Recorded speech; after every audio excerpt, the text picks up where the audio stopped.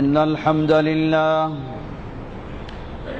الحمد لله نحمده ونستعينه ونستغفره ونعوذ بالله من شرور أنفسنا ومن سيئات أعمالنا ومن يهده الله فلا مضل له ومن يضلله فلا هادي له وأشهد أن لا إله إلا الله وحده لا شريك له وأشهد أن محمدًا عبده ورسوله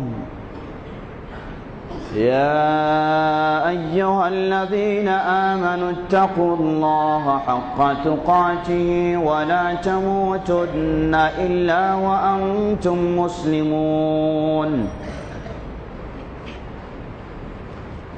يا أيها الناس اتقوا ربكم الذي خلقكم من نفس واحدة وخلق منها زوجها وبث منهما رجالا كثيرا ونساء واتقوا الله الذي تساءلون به والأرحام إن الله كان عليكم رقيبا يا أيها الذين آمنوا اتقوا الله وقولوا قولا سديدا يصلح لكم أعمالكم ويغفر لكم ذنوبكم ومن يطع الله ورسوله فقد فاز فوزا عظيما أما بعد فإن خير الحديث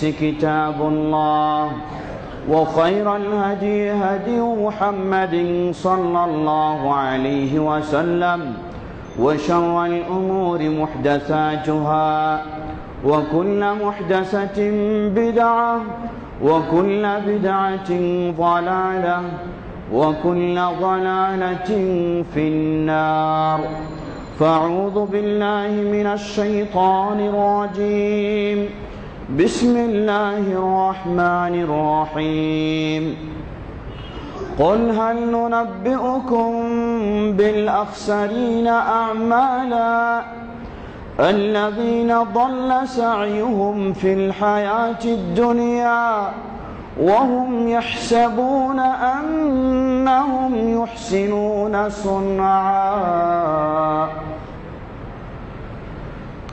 الحمد لله শুরুতে আবারও প্রশংসা জ্ঞাপন করছি সেই আল্লাহ সুবহানাহু ওয়া তাআলা যিনি সমগ্র মানব জাতির জন্য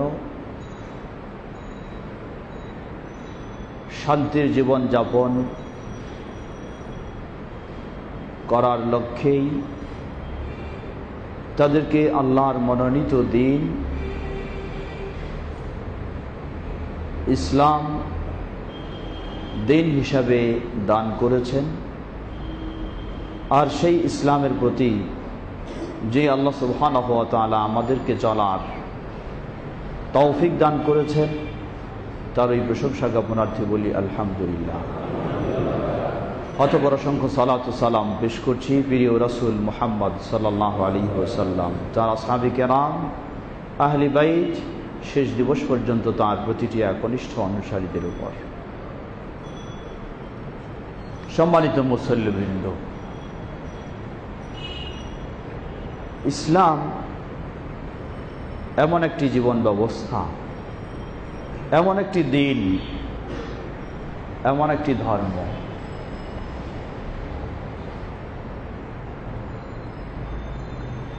যার বাস্তব অবস্থা সম্পর্কে পৃথিবীর সকল মানুষেরাই জানে। হতে পারে সেই ইহুদি, হতে পারে খ্রিস্টান, বা হতে পারে আর কেউ, সকলে ইসলামের প্রকৃত অবস্থা সম্পর্কে ভালোভাবেই জানে। ইসলাম গোটা বিশ্বে শান্তি প্রতিষ্ঠার একটি দিন। শান্তি অপরিহার্য করে নেওয়ার একটি জীবন ব্যবস্থার নামই হলো ইসলাম। আজকে আন্তর্জাতিকভাবে যে কথাগুলি শোনা যায়, ইসলাম একটি শান্তির জীবন ব্যবস্থা, সন্ত্রাস দমনে পৃথিবীর বুকে সবচেয়ে বলিষ্ঠ ভূমিকা রাখতে পারে বা রাখবে যে জীবন ব্যবস্থা, সেটির নামই হচ্ছে ইসলাম। কিন্তু অনেক সময় যারা বিদ্বেষী, সঠিক বিষয়টাকে তারা মেনে নিতে চায় না, যার ফলে ইসলামের নামে মুসলিমদেরকে সম্পৃক্ত করে বিভিন্নভাবে আন্তর্জাতিকভাবে অপপ্রচার ছড়ানো হয়। সন্ত্রাসী বা আরো বিভিন্ন শব্দগুলি ইসলাম ও মুসলিমদের সাথে জড়িয়ে দেওয়া হয়। আমরা এক বাক্যে বলতে পারি, ইসলাম পৃথিবীর কোনো মানুষের তৈরি করা দিন নয়, ইসলাম কোনো দলের ধর্ম নয়, ইসলাম সরাসরি আল্লাহ সুবহানাহু ওয়া তাআলার মনোনীত, আল্লাহর পক্ষ থেকে গোটা বিশ্বের মানব জাতির জন্যই এই দিন। সুতরাং ইসলামে কোনো অস্পষ্টতা নেই, সব স্পষ্ট। অমুসলিমরা খুব ভালোভাবেই জানে যে ইসলামই হলো একটি শান্তির জীবন ব্যবস্থা। বিশ্বের বুকে শান্তি প্রতিষ্ঠা করতে হলে ইসলামের কোনো বিকল্প নেই। তাই ইচ্ছায় অনিচ্ছায় ইসলাম প্রতিষ্ঠিত হয়েছে এবং আবার আন্তর্জাতিকভাবে সমগ্র বিশ্বে হবে ইনশাআল্লাহ।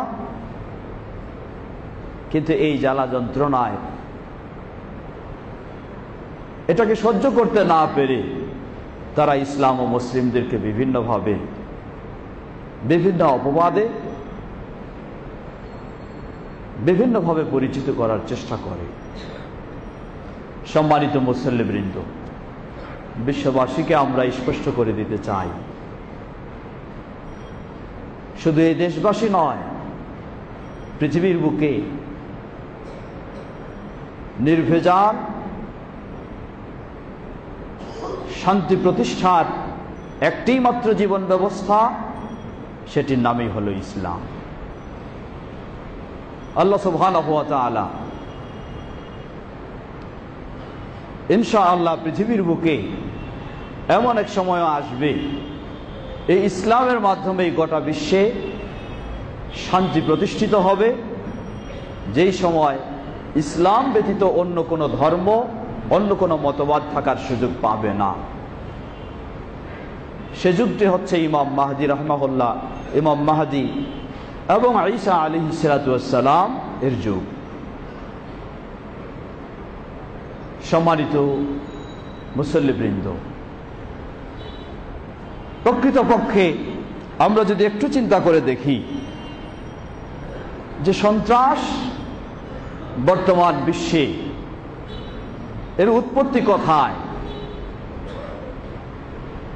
কারা এই সন্ত্রাসকে লালন করে এবং কারা এই সন্ত্রাসকে ডেলিভারি দেয়। আল্লাহ সুবহানাহু ওয়া তাআলা কোরআনুল কারীমে এ মর্মে অসংখ্য তথ্য দিয়েছেন, অসংখ্য তথ্য দিয়েছেন। পৃথিবীর বুকে শীর্ষ সন্ত্রাসী জাতি আল্লাহ রাব্বুল আলামিন তাদেরকেও চিহ্নিত করেছেন, অতঃপর কারা তাদেরকেও উল্লেখ করেছেন, অতঃপর কারা হতে পারে তাদেরকেও আল্লাহ সুবহানাহু ওয়া তাআলা উল্লেখ করেছেন। বিশেষ করে মুমিনদের প্রতি, ইসলামের অনুসারীদের প্রতি বিদ্বেষী হয়ে পৃথিবীতে সন্ত্রাস এই কর্মকাণ্ডগুলি কারা সৃষ্টি করবে, আল্লাহ রাব্বুল আলামিন তাদের তথ্যগুলিও তুলে ধরেছেন। আল্লাহ রাব্বুল আলামিন সূরা মায়েদা 82 নম্বর আয়াতে বলেন, لتجدن أشد الناس عداوة للذين آمنوا اليهود والذين أشركوا আল্লাহ রাব্বুল আলামিন এই আয়াতে স্পষ্ট করলেন, লাতাজিদান্না আশাদ্দান নাসি আদাওয়াতান লিল্লাযিনা আমানু, মুমিনেরা যেন প্রতিষ্ঠিত হতে না পারে, মুমিনেরা যেন তাদের ঈমান নিয়ে টিকে থাকতে না পারে, এজন্য সর্বোচ্চ পৃথিবীর বুকে শত্রুতা যারা প্রদর্শন করবে, যারা এই সন্ত্রাসী কর্মকাণ্ড চালাবে, তারা হচ্ছে আল ইয়াহুদ, যারা হচ্ছে ইয়াহুদ। এরপরে বললেন ওয়াল্লাযীনা আশরাকু, যারা হলো মুশরিক, প্রতিমা পূজারী। তারপরে তৃতীয় স্তরে আল্লাহ বললেন, তবে মুমিনদের জন্য সহায়ক হিসাবে সবচেয়ে যাদেরকে পাওয়া যাবে তারা হচ্ছে আন-নাসারা, খ্রিস্টানেরা। একটি বিষয় ভাবার, আল্লাহ সুবহানাহু ওয়া তাআলা মুমিনদের জন্য সবচেয়ে বড় শত্রু হিসাবে উল্লেখ করলেন এখানে এক নম্বরে হচ্ছে ইহুদ, দ্বিতীয় হলো যারা মুশরিক, প্রতিমা পূজারী, তৃতীয় পর্যায়ে নিয়ে এসেছেন যাদের শত্রুতা থাকা সত্ত্বেও মুমিনদের কাছাকাছি তারা সহযোগিতাও অনেক সময় দেবে, তারা হচ্ছে নাসারা, খ্রিস্টান যারা তারা। বাস্তবেই খ্রিস্টান যারা তারা সেই অবস্থায় ছিল, কিন্তু বর্তমান আন্তর্জাতিক বিশ্বে সেই প্রথম শ্রেণীর শত্রু যারা, সন্ত্রাসী যারা, সেই ইহুদ খ্রিস্টানদেরকে সেই অবস্থানে থাকতে দেয়নি, বরং খ্রিস্টানদেরকেও কাছে নিয়ে বিশ্বব্যাপী মুসলিমদের বিরুদ্ধে, ইসলামের বিরুদ্ধে গোটা বিশ্বে নিজেদের রাজত্ব প্রতিষ্ঠার লক্ষ্যে যে ধরনের যেখানে সন্ত্রাসী কর্মকাণ্ডের প্রয়োজন সেখানে সেভাবেই সন্ত্রাসী কর্মকাণ্ড পরিচালনা করে যাচ্ছে। সুতরাং ইসলাম এবং মুসলিমদের মাঝে সন্ত্রাসী বলতে কিছুই নেই, বরং ইসলাম ও মুসলিমেরা বিশ্বের বুকে সর্বত্রই শান্তি প্রতিষ্ঠার ভূমিকায় রেখেছে। মুসলিমদের মাঝে যদি কিছু পাওয়া যায় সেগুলি আপনি নিশ্চিত হতে হবে আপনাকে এই কর্মগুলিও কখনো ইসলামের আলোকে নয়, এগুলি হয় সেই ইহুদিদের ইন্ধনে, অথবা সেই খ্রিস্টানদের ইন্ধনে, অথবা সেই মুশরিকদের, অথবা ইহুদি ও খ্রিস্টানদের লালিত পালিত তৈরি করা মুসলিম নামে যেগুলি দল সেগুলির মাধ্যমে। এজন্য বিশ্বব্যাপী বর্তমান সন্ত্রাসী কর্মকাণ্ড যারা পরিচালনা করছে, আমরা বলতে পারি আল্লাহর তথ্য দেওয়া অনুযায়ী এবং বাস্তব অবস্থা অনুযায়ী প্রথম শ্রেণী হলো ইহুদ, দ্বিতীয় হলো মুশরিক যারা। এই সেই পার্শ্বেই গুজরাটে আপনারা জানেন মুসলিমদেরকে কিভাবে পৃথিবীতে এই ধরনের মুসলিমদেরকে মনে হয় খুব কম ভাবেই জ্বালানো হয়েছে, পোড়ানো হয়েছে যেভাবে এই মুশরিকরা জ্বালিয়েছে। পার্শ্বেই আরেকটি দেশ সেই বার্মা, সেই বার্মার মুসলিমদেরকে সেই মুশরিক মূর্তি পূজারীরা তারা কিভাবে সেখানে মুসলিমদের উপর সন্ত্রাসী কার্যক্রম পরিচালনা করছে, চালাচ্ছে, সেগুলি বলার অপেক্ষা রাখে না। কিন্তু সন্ত্রাসীদের চোখে সন্ত্রাসীটাকে কখনো সন্ত্রাসী মনে হবে না, কারণ যারা নিজেরাই সন্ত্রাসী তার কাছে এই সন্ত্রাসী কাজগুলি কখনো সন্ত্রাসী মনে হবে না। তার কাছে ভালো কাজ কেউ যদি করতে যায়, এই সন্ত্রাসী দমন করার কেউ যদি ভূমিকা রাখতে যায়, সেটাই তার কাছে সন্ত্রাসী মনে হবে। তাই আন্তর্জাতিকভাবে বিশ্বব্যাপী সেই ইহুদ, খ্রিস্টান ও মুশরিকদের এই সন্ত্রাসী কর্মকাণ্ডগুলিকে তারা সেগুলিকে চোখ বন্ধ করে সেগুলিকে ছাড় দিয়ে যাচ্ছে, সেগুলি সন্ত্রাসী নয়। কোন মুসলিম যদি সেটাকে প্রতিহত করার জন্য, প্রতিবাদ করার জন্য, শান্তি প্রতিষ্ঠার জন্য ভূমিকা রাখতে যায়, তখন সেই মুসলিমই হয়ে যায় নাকি সেখানে সন্ত্রাসী। চতুর্থ পর্যায় যেটি বলেছিলাম, তা হলো ইহুদদের তৈরি করা বিশ্বব্যাপী মুসলিম নামে পরিচয়, ইহুদ ও খ্রিস্টানদের তৈরি করা পরিচয় দিয়ে থাকে মুসলিম বলে। আসলে তারা মুসলিম কতটুকু বলা খুব কঠিন। তারা হচ্ছে ইহুদ এবং খ্রিস্টানদের তৈরি করা, তারাই বিশ্বব্যাপী সন্ত্রাসী কার্যক্রম চালিয়ে যাচ্ছে। বর্তমান বিশ্বে দেখুন, মুসলিম বিশ্বে, আরব বিশ্বে, সেই সিরিয়ায় নিরীহ সঠিক খাঁটি মুসলিম যারা, তাদেরকে হত্যা কে করছে? তাদের উপর সন্ত্রাসী কর্মকাণ্ড কে চালাচ্ছে? তাদের রক্তে রক্তের স্রোতকে প্রবাহিত করছে হয় ইহুদ অথবা খ্রিস্টান অথবা দুই দলের এই তৈরি করা তথাকথিত শিয়া মুসলিম। তথাকথিত শিয়া, এই শিয়া ভিন্ন কোনো মুসলিমের দল নয়, এটি মূলত ইহুদিদের তৈরি করাই দল।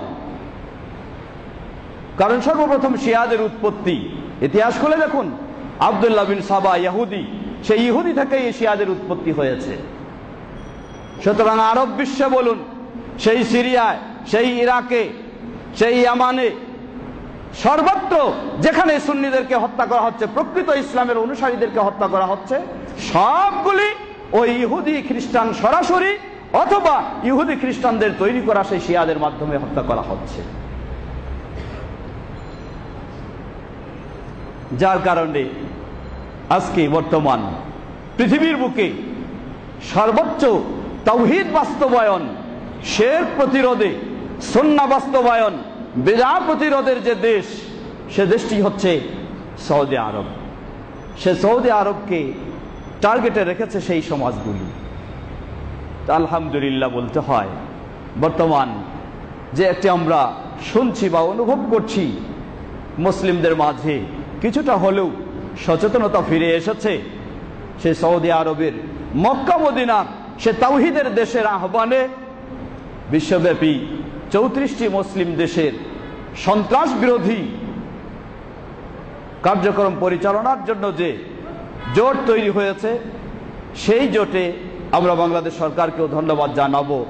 সেই জোটে বাংলাদেশ সরকারও অংশগ্রহণ করেছে, বাংলাদেশ সরকারও সেই জোটে সম্পৃক্ত হয়েছে।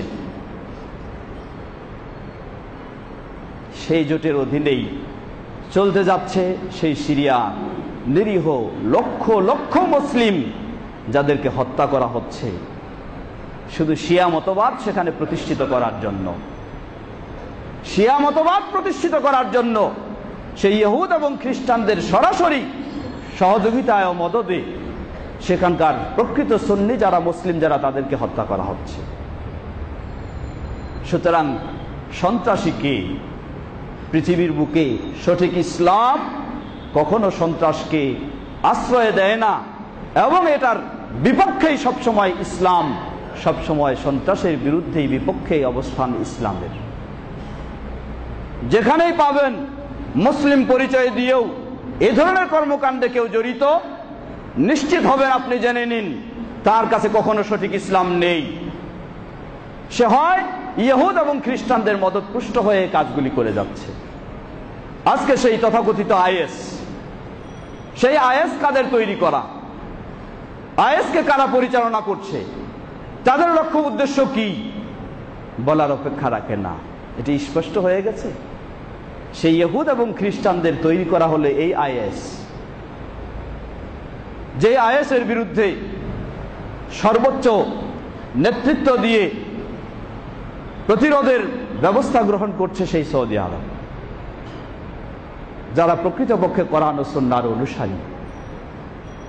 কিন্তু আফসোসের সাথে বলতে হয়, যারা প্রকৃত কোরআন এবং সুন্নাহর অনুসারী, সন্ত্রাস বিরোধী, সন্ত্রাস মুক্ত হতে চায়, সন্ত্রাস মুক্ত সমাজ গড়তে চায়, তারাই হলো প্রকৃতপক্ষে কোরআন এবং সুন্নাহর অনুসারী। কিন্তু এই প্রকৃত অনুসারীদেরকে পৃথিবীতে আন্তর্জাতিকভাবে বলেন বা আঞ্চলিকভাবে বলেন, তাদেরকে বিভিন্নভাবে অপবাদ দিয়ে আখ্যায়িত করা হয়েছে।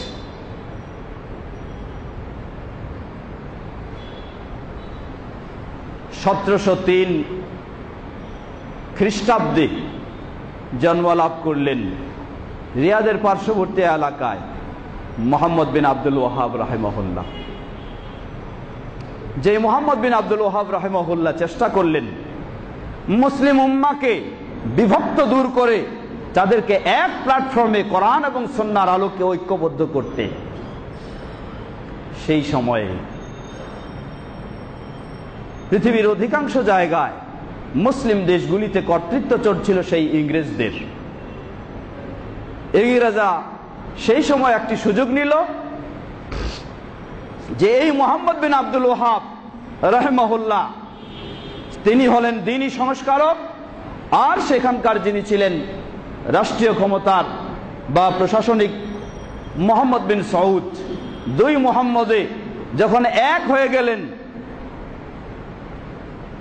প্রকৃত ইসলামকে প্রতিষ্ঠার জন্য, গোটা বিশ্বের মুসলিমকে এক করার জন্য, কোরআন ও সুন্নাহর পথে নিয়ে আসার জন্য, ইংরেজদের বিরুদ্ধে, ইসলাম ও মুসলিমদের শত্রুদের বিরুদ্ধে সোচ্চার করার জন্য, সেই সুযোগে সেই দাওয়াতকে, সেই আন্দোলনকে, সেই সংগ্রামকে, সেই সংস্কারকে, সংস্কার পূর্ণ কর্মকাণ্ডকে সেই ইংরেজরা এটাকে ওয়াহাবি বলে অন্য একটি বাতিল ওয়াহাবি দলের সাথে জড়িয়ে দিয়ে মুসলিম উম্মার কাছে তাদেরকে একটি খারাপ পরিচয়ে পরিচিত করার চেষ্টা করল, যেন মানুষেরা মনে করে যে ওয়াহাবি মানে এটি একটি আলাদা দল, ওয়াহাবি মানে ইসলামের বাইরে, ওয়াহাবি মানে কোরআন সুন্নাহর অনুসারী নয়, ওয়াহাবি মানে চরমপন্থী, ওয়াহাবি মানে সন্ত্রাসী, ওয়াহাবি মানে এই ধরনের। সেই সময়ে ইংরেজরাই এই ষড়যন্ত্র করে মুহাম্মদ বিন আব্দুল ওয়াহাব রাহিমাহুল্লাহর তার সেই আন্দোলনকে, তার সেই দাওয়াতকে,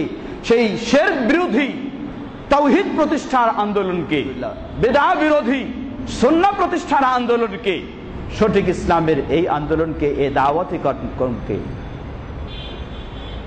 প্রতিষ্ঠিত যেন না করা হয়, তাই মুহাম্মদ বিন আব্দুল ওয়াহাব রাহিমাহুল্লাহ এবং তার এই দাওয়াতি কর্মকাণ্ডকে ওয়াহাবি বলে আখ্যায়িত করে। জেনে নিন, কোরআন ও সুন্নাহর সঠিক অনুসারীরা কখনো ওয়াহাবি কোনোদিন পৃথিবীর বুকে ছিল না, এখনো নয়। সেই ইংরেজদের, সুতরাং পৃথিবীতে একটি তথ্য জেনে নিন, পৃথিবীতে সর্বপ্রথম যারা সঠিক কোরআন এবং সুন্নাহর অনুসারী, সঠিক ইসলামের প্রচার প্রসারক ছিলেন, তাদেরকে ওয়াহাবি বলে আখ্যায়িত করে মুসলিম বিশ্বে তাদেরকে ভিন্ন পরিচয়ে পরিচিত করার জন্য যেই ষড়যন্ত্র শুরু করেছিল সর্বপ্রথম তারা হলো ইংরেজরা। অতঃপর সেই ইংরেজদের দালাল যারা, তারাই এই কোরআন এবং সুন্নাহর সঠিক অনুসারীদেরকে বিভিন্নভাবে এই ওয়াহাবি বলে পরিচয়, এই ওয়াহাবি বলে আখ্যায়িত করে, ওয়াহাবি বলে তাদেরকে দূরে সরানোর চেষ্টা করেছে। ভারতীয় উপমহাদেশে সেই ইংরেজদের বিরুদ্ধে, ইসলাম ও মুসলিমদের শত্রুদের বিরুদ্ধে যখন মুসলিমেরা প্রস্তুত হয়, তাদের বিরুদ্ধে যখন আন্দোলন তৈরি করে, আন্দোলন গড়ে তোলে ইসলাম প্রতিষ্ঠার জন্য, সেই ইংরেজদের সন্ত্রাসী কর্মকাণ্ড, জুলুম, নির্যাতন, নিপীড়নকে প্রতিরোধের জন্য, সেই সময় মুসলিমদের মাঝে সবচেয়ে বলিষ্ঠ ভূমিকা কারা রাখছিলেন? তারাই ছিলেন এই সালাফিরা বা আহলুল হাদিসরা। ইতিহাস খুলে দেখুন, সৈয়দ আহমদ বেরেলভী রাহিমাহুল্লাহ তিনি কে ছিলেন? ইসমাইল শহীদ রাহিমাহুল্লাহ তিনি কে ছিলেন? তারা এই আহলুল হাদিসরা। কিন্তু এখানেও ওই ইংরেজরাই এই আহলুল হাদিসদেরকে ভারতীয় উপমহাদেশে তাদেরকেও এখানে ওয়াহাবি বলে সম্বোধন করে, মানুষের কাছে ওয়াহাবি বলে আরেকটা আলাদা দল, আলাদা জাতি, আলাদা গোষ্ঠী, আলাদা আকীদার মানুষ, আলাদা আচরণের মানুষ এই বলে সেখানে মুসলিমদেরকে প্রকৃতপক্ষে যারা কোরআন এবং সুন্নাহর আলোকে সঠিক সেই ইসলাম বিরোধীদের বিরুদ্ধে যারা সোচ্চার ছিলেন, তাদেরকে এভাবে মানুষের কাছে খারাপ বলে পরিচিত করার চেষ্টা করেছিল। আজকে আমাদের দেশে বিশেষ করে এই কোরআন এবং সুন্নাহর বিদ্বেষী যারা বিভিন্ন পীরপন্থী, তরিকাপন্থীরা, তারাও কিন্তু ওই ইংরেজদের দেওয়া গালিটাকে ব্যবহার করে আজকে প্রকৃত আহলুল হাদিসদেরকে, কোরআন সুন্নাহর অনুসারীদেরকে ওয়াহাবি বলে আজকে গালি দিচ্ছে। জেনে নিন, পৃথিবীতে ওয়াহাবি বলতে কোনো মুসলিমের সঠিক নির্ভেজাল দল কখনো ছিল না। আহলুল হাদিসরা কখনো ওয়াহাবি নয়। মুহাম্মদ বিন আব্দুল ওয়াহাব রাহিমাহুল্লাহ তিনিও ওয়াহাবি ছিলেন না। কোরআন সুন্নাহর প্রকৃত অনুসারী যারা, তারা কখনো কোনোদিন ওয়াহাবি ছিল না। ওয়াহাবি ছিল ওই সেই ইউরোপের, আফ্রিকার ইসলামের ইতিহাসে খুঁজে দেখলে পাওয়া যায় শিয়াদের একটি ভ্রান্ত দল, এটিও হলো শিয়াদের দল, শিয়াদের একটি ভ্রান্ত দল, আব্দুল ওয়াহাব বিন আব্দুর রহমান, সেই আব্দুল ওয়াহাব দিয়ে প্রতিষ্ঠিত হয়েছিল সেই দল। এটি হলো সেই হিজরি দ্বিতীয় তৃতীয় শতাব্দীর দিকে সেই ওয়াহাবি দলটি ছিল চরমপন্থী দল। এটা হচ্ছে সেই শিয়াদের দল, যেটা আগেই বলছিলাম ইহুদিদের তৈরি সেই শিয়া, সেই চরমপন্থীদের দিয়ে আজকে সেই আহলুল হাদিস বা যারা কোরআন ও সুন্নাহর সঠিক প্রকৃত অনুসারী, পৃথিবীতে যারা বাস্তবে শান্তি প্রতিষ্ঠা করার সপক্ষে সক্রিয় ভূমিকা রাখতে সর্বমুহূর্তে প্রস্তুত, তাদেরকে এইভাবে চিহ্নিত করে। অতএব পৃথিবীর বুকে এই সঠিক কোরআন সুন্নাহর অনুসারীদেরকে যারা ওয়াহাবি বলে চিহ্নিত করেছে, পরিচয় দিয়ে মানুষের কাছে খারাপ বলে পরিচিত করার চেষ্টা করেছে, তারা হলো সর্বপ্রথম ইংরেজরা, অতঃপর ইংরেজদের দালাল যারা, তারা।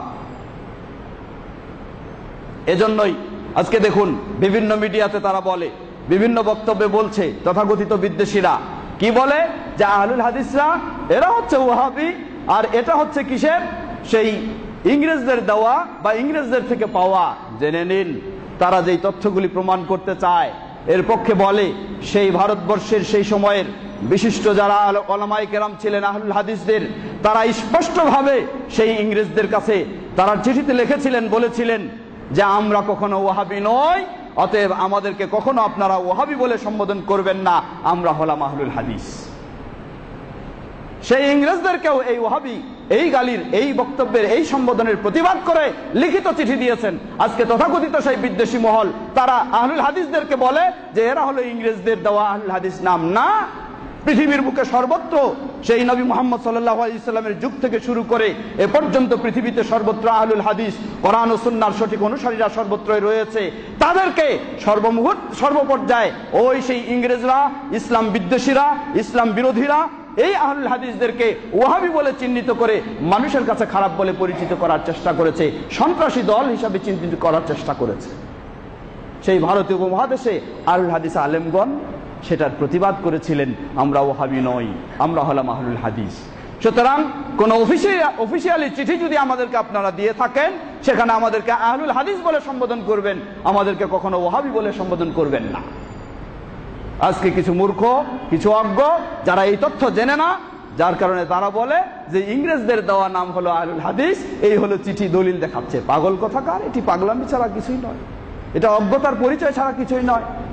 এটা ছিল না। বিষয় হচ্ছে আহলুল হাদিসরা কখনো ওয়াহাবি ছিল না, তাই আহলুল হাদিস আলেমগণ ইংরেজদেরকে চিঠি লিখে স্পষ্ট জানাই দিয়েছে, আমাদেরকে আপনারা কখনো ওয়াহাবি বলে সম্বোধন করবেন না, আমরা ওয়াহাবি নই, আমরা হলাম আহলুল হাদিস। আমাদেরকে কখনো কোনো অফিসিয়ালি চিঠি যদি দেবেন, সেটাতে যেন অবশ্যই লিখবেন আমরা আহলুল হাদিস। এই পরিচয়, আসল পরিচয় দিয়েছিল। সুতরাং পৃথিবীর সর্বত্র কোরআন এবং সুন্নাহর সঠিক অনুসারী যারা, আহলুল হাদিস যারা, সালাফি যারা, তারা কখনো সন্ত্রাসী কর্মকাণ্ডকে কোথাও আশ্রয় দেয়নি, কোথাও তারা সেটাকে কোনোভাবেই সমর্থন দেয়নি। সর্বমুহূর্তে সর্বত্র বাংলাদেশের বুকেও আমরা সকলকে জানাই দিতে চাই, স্পষ্ট করে দিতে চাই, আহলুল হাদিসরা সর্বমুহূর্তে ইসলাম যেখানে সন্ত্রাস বিরোধী, সন্ত্রাসকে আশ্রয় দেয় না, আহলুল হাদিসরা সেই আকীদায়, সেই আদর্শে প্রতিষ্ঠিত, তারা কখনো সন্ত্রাসকে প্রশ্রয় দেয় না, বরং সবচেয়ে পৃথিবীর বুকে শান্তি প্রতিষ্ঠার ক্ষেত্রে, প্রকৃত ইসলাম বাস্তবায়নের ক্ষেত্রে এই আহলুল হাদিসরা, এই সালাফিরাই সর্বত্র ভূমিকা রেখেছে এবং সন্ত্রাস প্রতিরোধের জন্য তারাই সবসময় সক্রিয় কাজ করে গেছে। সম্মানিত দিনী ভাইরা, তাই আমাদের দেশবাসীকে, বিশ্ববাসীকে আমরা এটি স্পষ্ট করে দিতে চাই, সর্বত্রই যেখানেই দেখবেন সন্ত্রাসী কার্যক্রম চলছে, কোনো সন্দেহ করার সুযোগ নাই, আল্লাহ সুবহানাহু ওয়া তাআলার দেওয়া তথ্যের আলোকে আপনি বিশ্বাস করবেন। এটা হয় সরাসরি সেই ইহুদিদের থেকে, সেই মুশরিকদের থেকে, সেই খ্রিস্টানদের থেকে, না হয় সেই ইহুদি খ্রিস্টানদের তৈরি করা শিয়াদের থেকে, অথবা ভিন্ন কোন নাম দিয়ে, মুসলিম নাম দিয়ে ইহুদি খ্রিস্টানদের তৈরি করা সেগুলি থেকে। সে আইএস বলেন আর যত কিছু বলেন, সব এগুলি একই অবস্থান। আল্লাহ সুবহানাহু ওয়া তাআলা প্রকৃত সত্য আমাদেরকে অবগত হয়ে প্রকৃত ইসলামের উপরে যেন আমরা সকলে প্রতিষ্ঠিত থাকতে পারি। আল্লাহ আমাদের সকলকে সে তৌফিক দান করুন। ইসলাম এসেছে পৃথিবীতে শান্তি প্রতিষ্ঠার জন্য। ইসলাম দুনিয়ার শান্তি এবং আখিরাতের শান্তির জন্য ইসলাম এসেছে। ইসলাম দুনিয়াতে অশান্তি আর আখিরাতে অশান্তি এই জন্য আসেনি।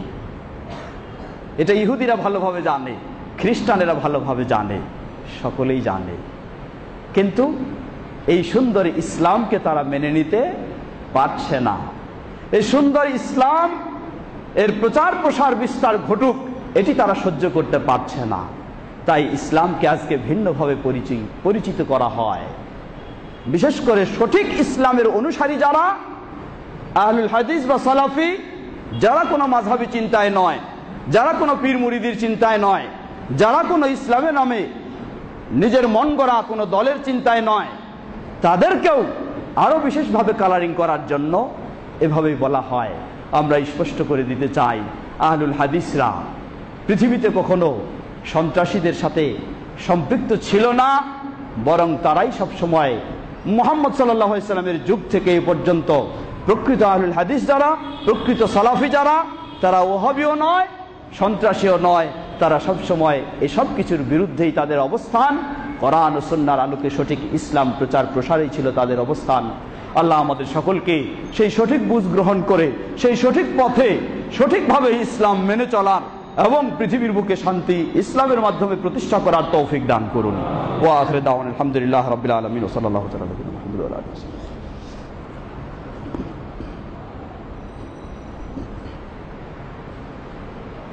আলহামদুলিল্লাহ ওয়াসসালাতু ওয়াসসালামু আলা আবদিল্লাহি ওয়া রাসূলিহি নবিয়িনা মুহাম্মদ ওয়া আলা আলিহি ওয়া সাহবিহি আজমাইন। আম্মা বা'দ, ফাআউযু বিল্লাহি মিনাশ শাইতানির রাজীম। বিসমিল্লাহির রহমানির রহিম। ওয়ামা আরসালনা মির রাসূলিন ইল্লা বিলিসানি কওমিহি লিয়ুবাইয়িনা লাহুম ফায়ুদিল্লুল্লাহু মান ইয়াশা ويهدي من يشاء وهو العزيز الحكيم। সম্মানিত মুসল্লিবৃন্দ, খুতবার সময় খুব দীর্ঘ করার সুযোগ নেই। অল্প কয়েক মিনিটে আরেকটি বিষয় নিয়ে একটু ধারণা দিতে চাই। আজকে 19শে ফেব্রুয়ারি, দুদিন পরেই বা একদিন পরেই হলো 21শে ফেব্রুয়ারি।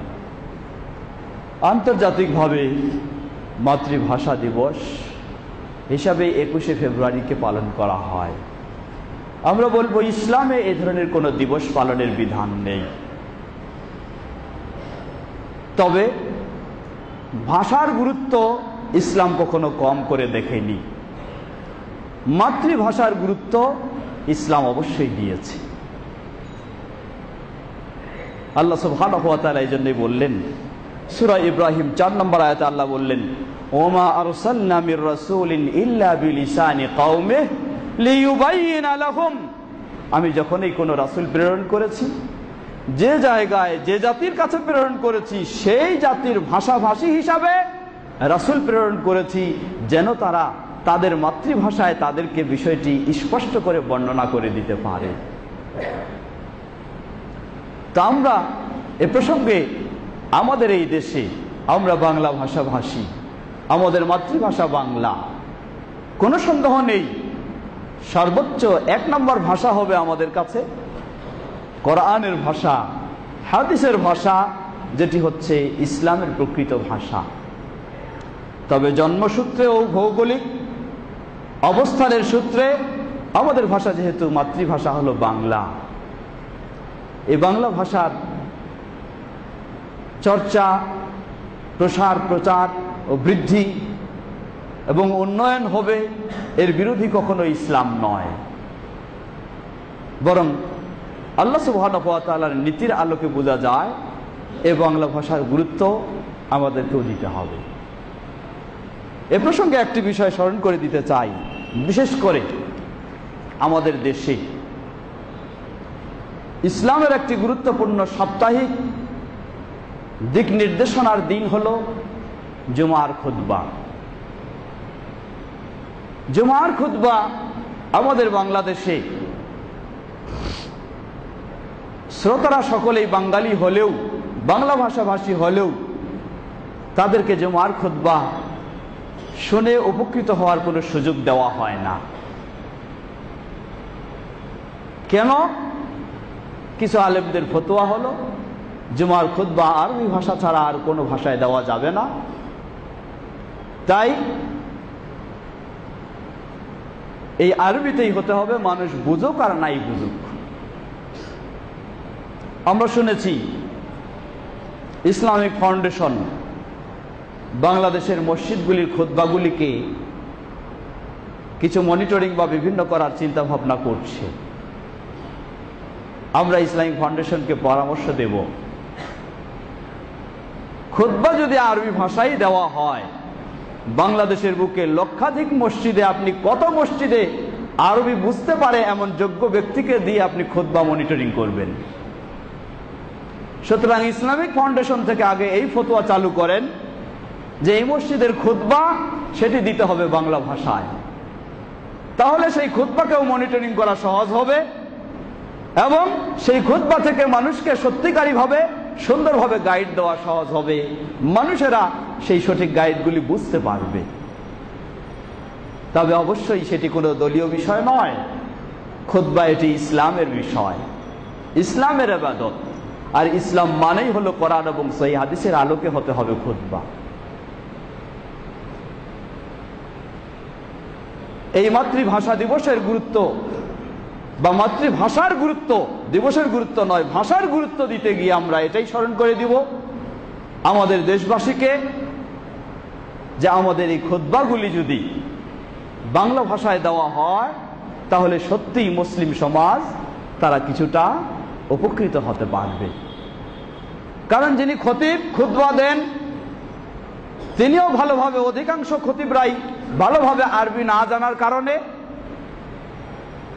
ওই গদ বাঁধা কিছু শব্দ, কিছু কথা সেগুলি সবসময় তারা মুখস্থ করে নিয়ে বা বই থেকে পড়ে পড়ে সেগুলি শোনান, তারাও উপকৃত হতে পারে না। এমনকি এদেশের মসজিদগুলিতে যে জুমার খুতবা দেওয়া হয়, যেই জুমার খুতবা বলা যেতে পারে এদেশের হয়তো আলেমদের মাঝেও যেটা পাঠ করে শোনান, সেটাও খুব বেশি হইলে 20 থেকে 30% খতিবেরা সেই আরবিটা ভালো করে বুঝেন, 100% বুঝেন, আর 70% খতিবরাও সেই আরবিটা তিনি কি বলতেছেন সেটাও তিনি বুঝেন না। তাহলে খতিবের দশা যদি এই হয় তাহলে যারা শ্রোতা তাদের অবস্থা তো বলার অপেক্ষা রাখে না। সুতরাং মাতৃভাষার গুরুত্ব ইসলাম দিয়েছে, সেই আলোকে আমরা বলবো আমাদের দেশের খুতবাগুলি, এই মসজিদের খুতবা সেটি প্রথম বিষয় হতে হবে কোরআন এবং সহিহ হাদিসের আলোকে, দ্বিতীয় সেটি হতে হবে আমাদের মাতৃভাষার আলোকে। তাহলে জনগণ, মুসলিম যারা মসজিদে উপস্থিত হবেন তারা এই খুতবা থেকে সত্যি উপকৃত হবেন, তাদেরকেই তখন সঠিকভাবে গাইড দেওয়া এই খুতবার মাধ্যমে সম্ভব হবে। সহিহ মুসলিমের হাদিস 862 নম্বর হাদিস, সাহাবী জাবির ইবনে সামুরা রাদিয়াল্লাহু তাআলা আনহু তিনি বর্ণনা করছেন, ওয়াকানাত লিন-নবী সাল্লাল্লাহু আলাইহি ওয়াসাল্লাম খুতবাতানি ইয়াজলিসু বাইনাহুমা ইয়াকরাউ ওয়া ইউযাক্কিরুন নাস, ইয়াকরাউ আল কোরআন ওয়া ইউযাক্কিরুন নাস।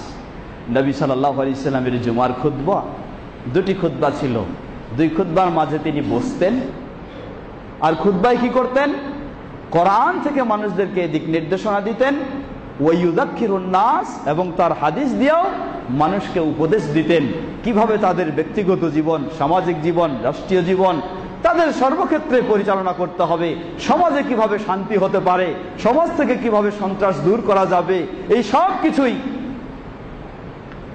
বিধিবিধানগুলি মুহাম্মদ সাল্লাল্লাহু আলাইহি ওয়াসাল্লাম তিনি তার শ্রোতাদের ভাষায় বর্ণনা করে দিতেন। সবচেয়ে আশ্চর্যের বিষয় হলো আজকে আমাদের দেশে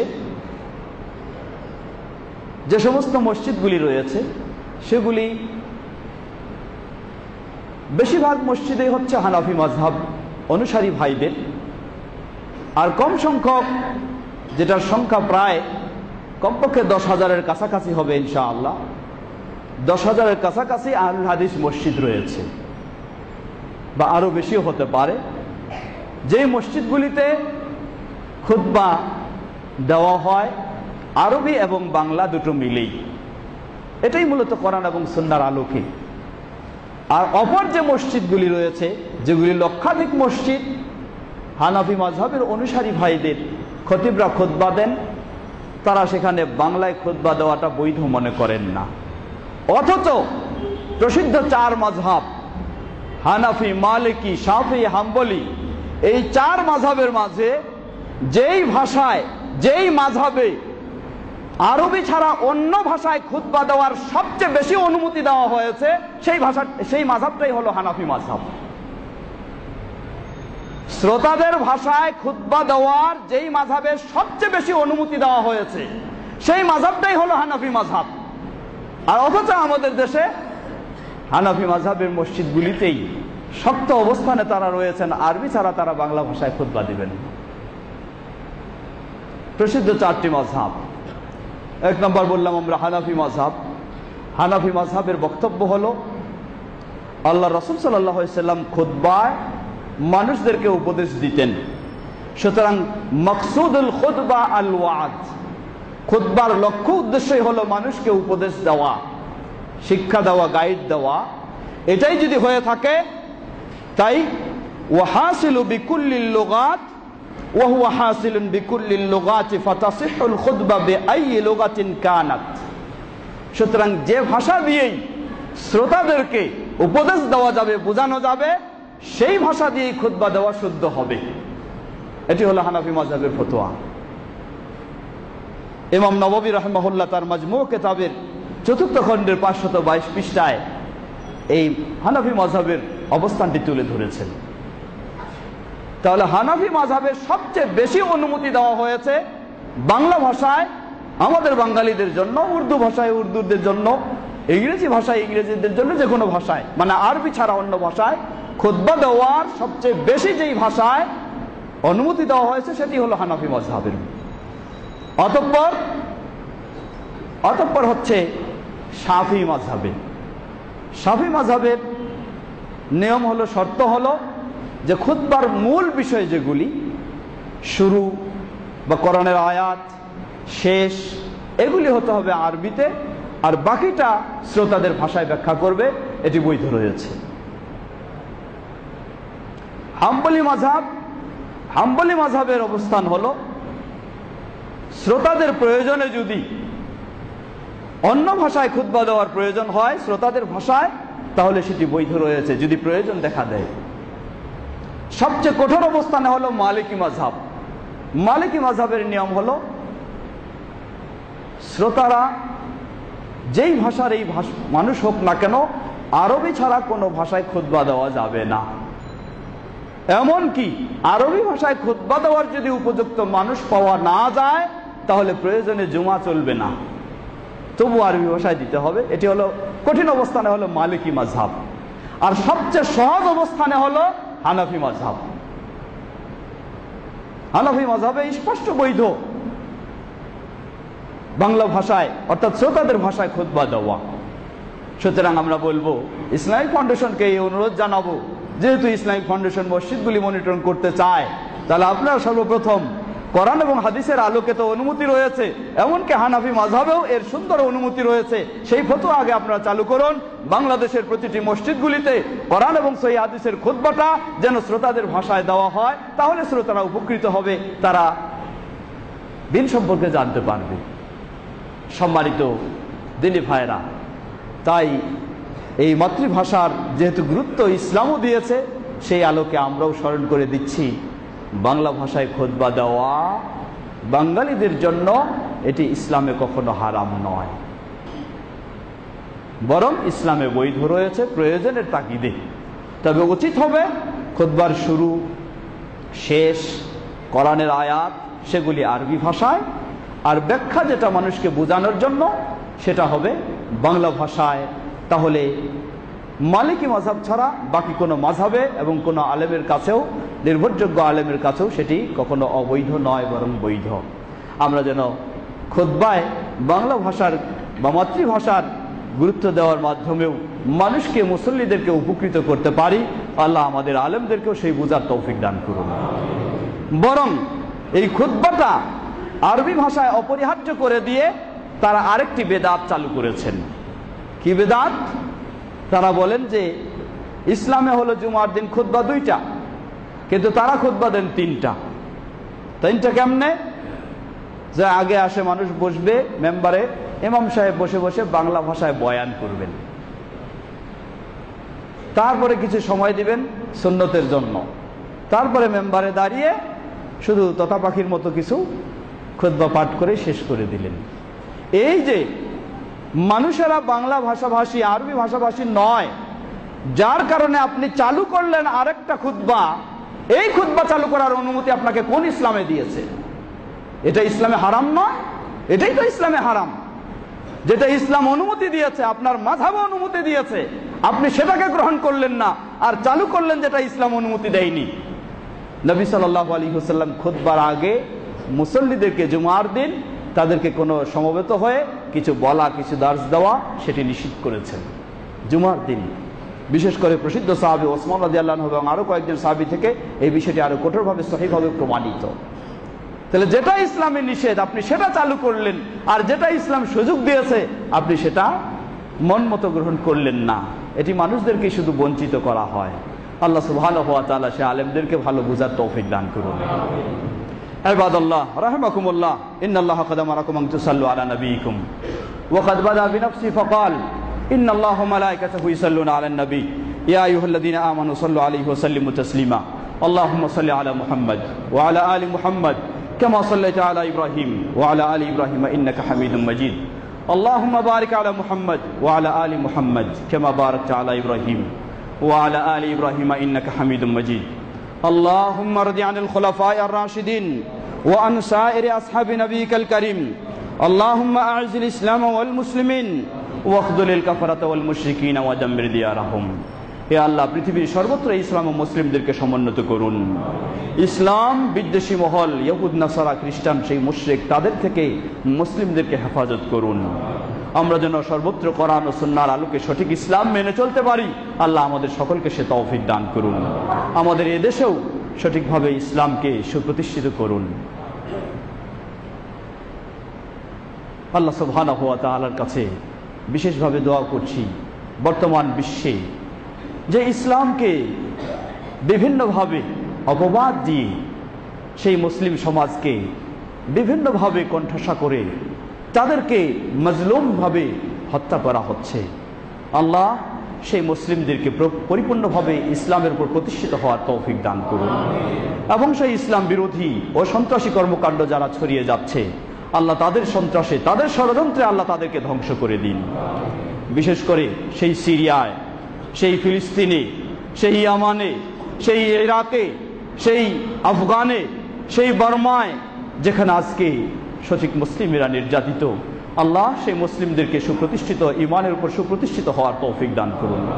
তাদেরকে পরিপূর্ণ সাহায্য দান করুন এবং ইসলাম বিরোধীদেরকে ইসলামের দিকে হেদায়েত দান করুন, অথবা তাদের ষড়যন্ত্রে তাদেরকে ধ্বংস করে দিন। বর্তমান বিশ্বে মুসলিম উম্মাহকে সুপ্রতিষ্ঠিত করার জন্য সেই মক্কা মদিনার তাওহীদপন্থীরা যে জোট তৈরি করেছেন, আল্লাহ সেই জোটকে কোরআন ও সুন্নাহর আলোকে সঠিক ইসলামের উপর প্রতিষ্ঠিত করুন। তাদেরকে সুসংগঠিত হওয়ার তৌফিক দান করুন। তাদের নেতৃত্বে সকল মুসলিমদেরকে সুসংগঠিত হওয়ার তৌফিক দান করুন এবং ইসলাম বিরোধী বিদ্বেষী সেই সন্ত্রাসীদের বিরুদ্ধে এই মুসলিমদেরকে ঐক্যবদ্ধ থাকার তৌফিক দান করুন। আমাদের মাঝে উপস্থিত অনুপস্থিত অনেকে অসুস্থ রয়েছেন, আল্লাহ সেই অসুস্থদেরকে পরিপূর্ণ সুস্থতা দান করুন। বিশেষ করে আমাদের সম্মানিত সভাপতি সাহেব, তিনি আপনাদের সকলকে সালাম জানিয়েছেন। অসুস্থতার কারণে আসতে পারেননি, তিনি সকলের কাছে দোয়া চেয়েছেন। আল্লাহ রাব্বুল আলামিন সম্মানিত সভাপতি সাহেবকে, সহসভাপতি সাহেবগণ কয়েকজন আছেন এবং আরও যারা অসুস্থ রয়েছেন, আল্লাহ সকল অসুস্থদেরকে পরিপূর্ণ সুস্থতা দান করুন। অনেকে দোয়া চেয়েছেন, দেশে বিদেশে অসুস্থ রয়েছেন, আল্লাহ সকল অসুস্থদেরকে পরিপূর্ণ সুস্থতা দান করুন। যারা বিপদগ্রস্ত, আল্লাহ তাদেরকে বিপদ থেকে মুক্তি দান করুন। তাদেরকে সুষ্ঠু সুন্দরভাবে নিজে ইসলামের উপর প্রতিষ্ঠিত থাকার তৌফিক দান করুন। আমাদের মাঝে যারা বিদায় নিয়ে চলে গেছেন, সে মুসলিমদের ভুল ত্রুটি ক্ষমা করে তাদেরকে জান্নাতুল ফেরদাউস নসিব করুন। আর আমরা যারা জীবিত রয়েছি আমরা যেন প্রকৃত পরিপূর্ণ ইসলামের উপর প্রতিষ্ঠিত থাকতে পারি। আল্লাহ আমাদের সকলকে সে তৌফিক দান করুন। আমাদের সন্তানদেরকে ইসলামের আলোকে গড়ে তুলতে পারি, আল্লাহ আমাদের সকলকে সে তৌফিক দান করুন। সুবহানাকা আল্লাহুম্মা ওয়া বিহামদিকা আশহাদু আল্লা ইলাহা ইল্লা আনতা আস্তাগফিরুকা ওয়া আতুবু ইলাইক।